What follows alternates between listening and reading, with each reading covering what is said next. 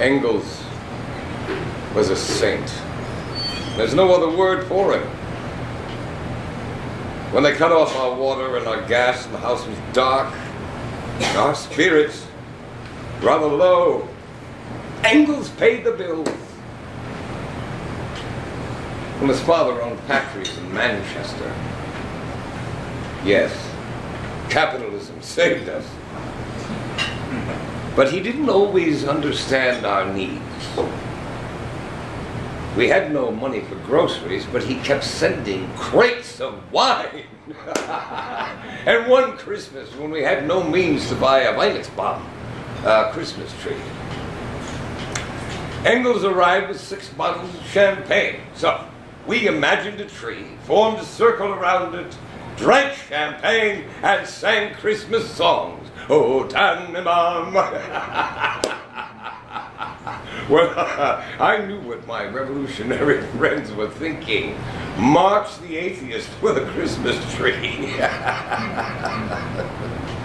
Yes, I did describe religion as the opium of the people. But no one has ever paid attention to the full passage. Religion is the sigh of the oppressed creature, the heart of a heartless world, the soul of soulless conditions. It is the opium of the people. True opium isn't the solution, but it might be necessary to relieve pain. And don't I know that from my boils?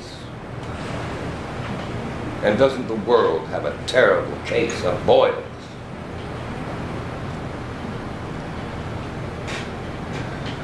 I keep thinking about Jenny.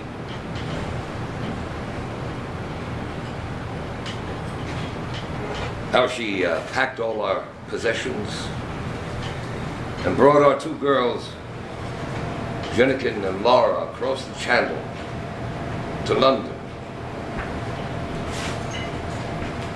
and gave birth 3 times in our miserably cold flat, nursed those babies and tried to keep them warm,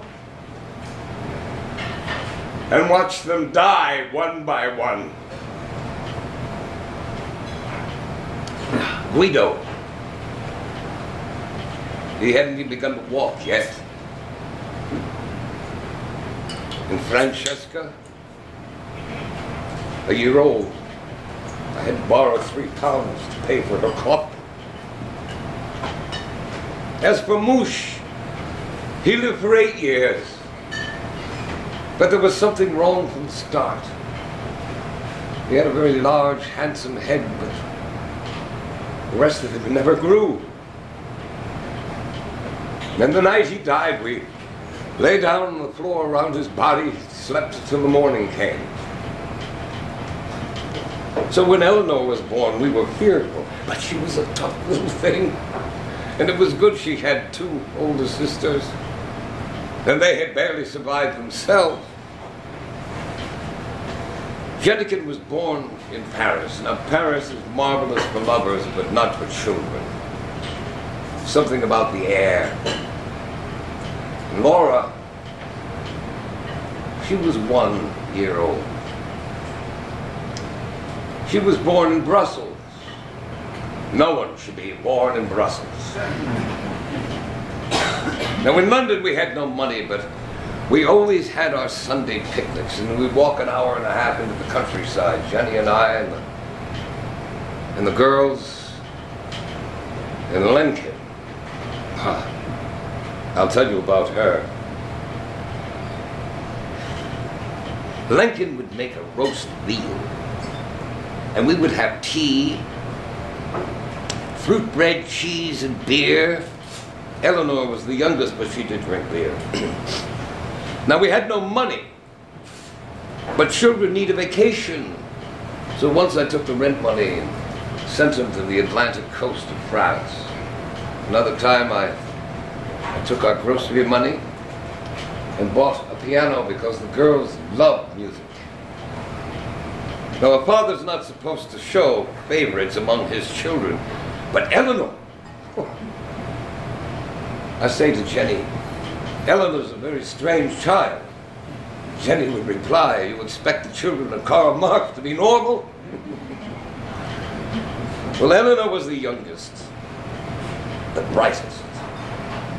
Can you imagine a revolutionary at 8 years old? That's how old she was in 1863. Well, at the time, Poland was in rebellion against Russian rule. So, Tussi wrote a letter, well, that's what we called her, Tussi, wrote a letter to Engels about those brave little fellows in Poland, as she called them.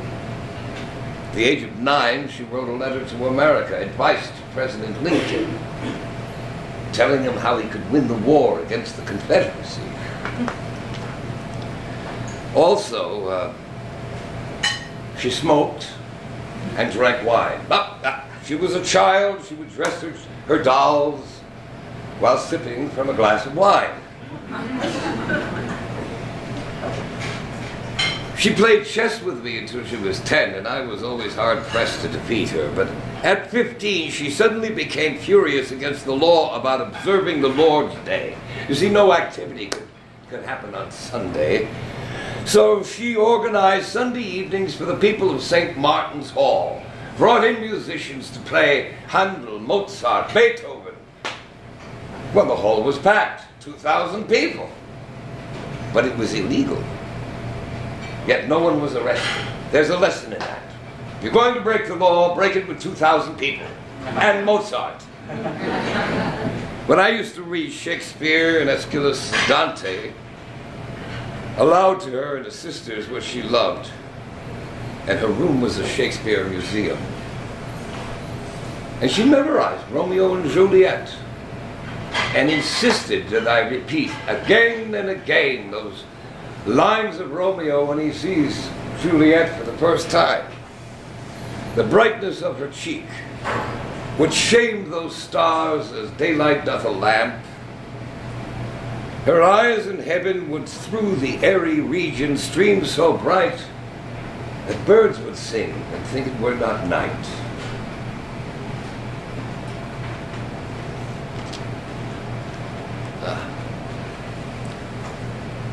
Truth be told, Tussi was not easy to live with. Oh, no. Do you know how embarrassing it is to have a child who finds flaws in your presentation? She would argue with me about my writings. For instance, my essay on the Jewish question. Why do you single out the Jews as representatives of capitalism? They're not the only ones who are poisoned by industry and greed. Well, I tried to make her understand. I said, I'm not singling out the Jews, I'm just using them as a vivid example. And her answer to me was to start wearing the Jewish star. I am a Jew, she announced. Well, what could I say? I shrugged my shoulders and Eleanor said, that is a very Jewish gesture. She could be very annoying. Well, Tussi knew my father had converted to Christianity. Well, you see, it wasn't very practical to be a Jew in Germany. Well, is it ever practical to be a Jew anywhere? And he had me baptized at the age of 8. And this fact intrigued Eleanor. She asked more, that's what the family called me, more because of my dark complexion.